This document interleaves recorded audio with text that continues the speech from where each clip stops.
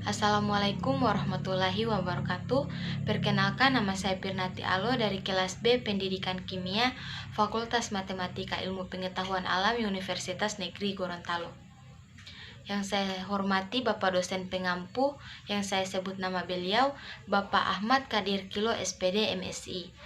Tujuan pembuatan video kali ini yaitu untuk memenuhi tugas mata kuliah praktikum kimia organik 1. Selamat menonton teman-teman. Penanganan kecelakaan di laboratorium. Kecelakaan di laboratorium bisa saja terjadi walaupun tidak diharapkan. Dalam hal ini, P3K merupakan pengetahuan terampil yang harus dimiliki oleh setiap praktikum. Sebagai upaya pencegahan dini dari dampak resiko yang lebih parah sebelum mendapatkan pengobatan intensif dari dokter, berikut ini diberikan beberapa contoh macam kecelakaan di laboratorium dan penanganannya. Simak ya.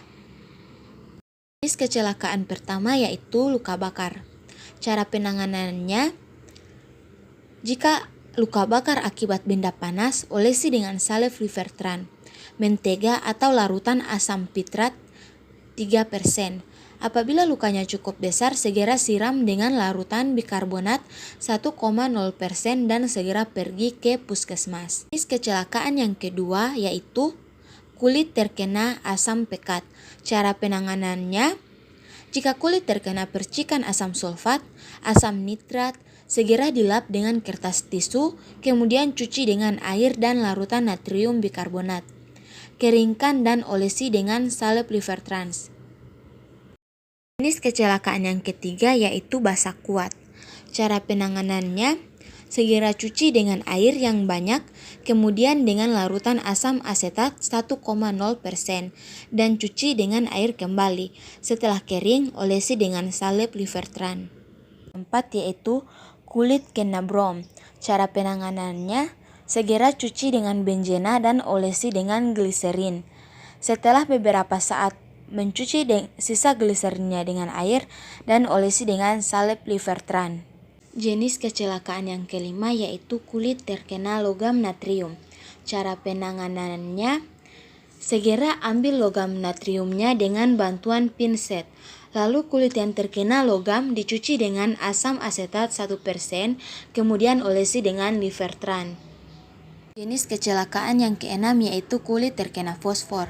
Cara penanganannya, ambil fosfor dengan fosfor bekasnya dicuci dengan air dingin sebanyak-banyaknya. Kemudian olesi dengan larutan perak nitrat 1%. Yang ketujuh, kulit terkena zat organik. Cara penanganannya, jika kulit terkena zat organik yang korosif, segera cuci dengan alkohol. Kemudian cuci lagi memakai sabun dan air hangat. Yang ke-8, mata terkena asam atau basah.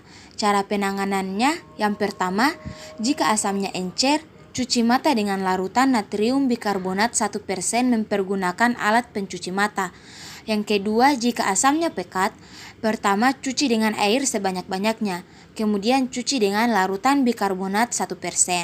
Yang ketiga, jika mata terkena basah, cuci dengan air kemudian larutan asam borat 1%.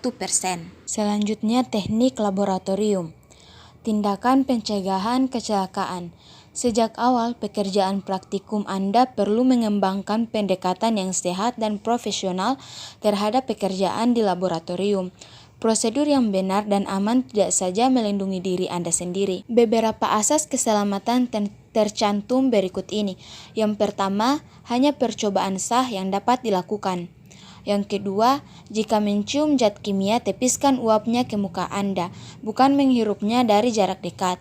Yang ketiga, lebih aman menggunakan kaca pelindung mata atau kacamata di laboratorium.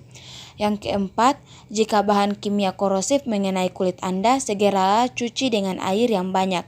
Yang kelima, laporkan kecelakaan sekecil apapun kepada asisten. Yang keenam, jangan mengecap bahan kimia kecuali jika diminta. Anggap semua bahan kimia adalah beracun. Yang ketujuh, gunakan lemari asam untuk melaksanakan percobaan yang mungkin melepaskan gas beracun. Yang kedelapan, Jika menyusupkan pipa gelas, termometer atau alat gelas ke dalam lubang pada sumba karet, lumasi kedua belah pihak dengan air atau gliserin.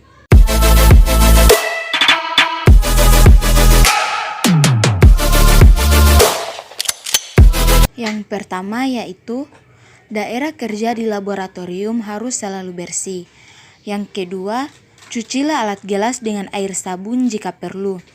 Ketiga, tempat sampah disediakan untuk sampah padat. Yang keempat, beberapa hal yang selayaknya Anda ketahui mengenai pengambilan bahan kimia dari botol pereaksi. Yang pertama yaitu baca labelnya 2 kali sebelum menggunakannya. Yang kedua, jangan mengembalikan bahan kimia sisa ke dalam botol. Yang ketiga, letakkan botol pereaksi pada raknya. Yang keempat, jangan masukkan pipet, penetes, atau sudip ke dalam botol pereaksi. Yang kelima, dalam menimbang bahan kimia, usahakan jangan sampai tumpah. Yang keenam, jangan cemari sumbat atau tutup botol dengan meletakkannya di atas meja. Pembakar bunsen. Pembakar bunsen sering digunakan sebagai alat pemanas di laboratorium. Yang kedua, menangani dan mengukur cairan. Untuk mengukur volume cairan dengan teliti, gunakan pipet dan buret. Jika menggunakan pipet, isaplah cairan dengan bola isap dan tahan dengan melekatkan ujung jari pada pangkal pipet. Selanjutnya, memindahkan dan menimbang padatan terbagi menjadi 2, yaitu pemindahan dan menimbang. Pemindahan padatan sebaiknya diguncangkan atau dilonggarkan agar mudah disendok atau dituang dari wadahnya. Yang kedua yaitu menimbang dengan menggunakan timbangan atau neraca analitik. Ada beberapa hal yang harus diperhatikan, yaitu yang pertama, cara menggunakan timbangan analitik. Yang kedua, menggunakan timbangan yang benar. Yang ketiga, menimbang menggunakan timbangan top loading. Yang keempat, menimbang menggunakan timbangan analitik.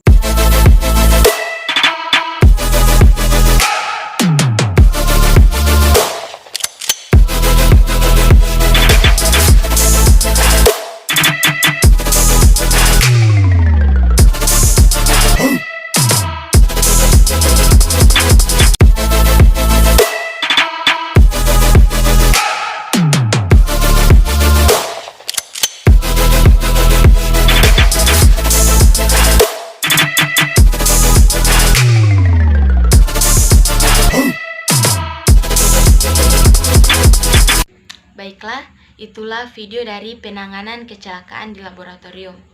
Sampai jumpa di video selanjutnya.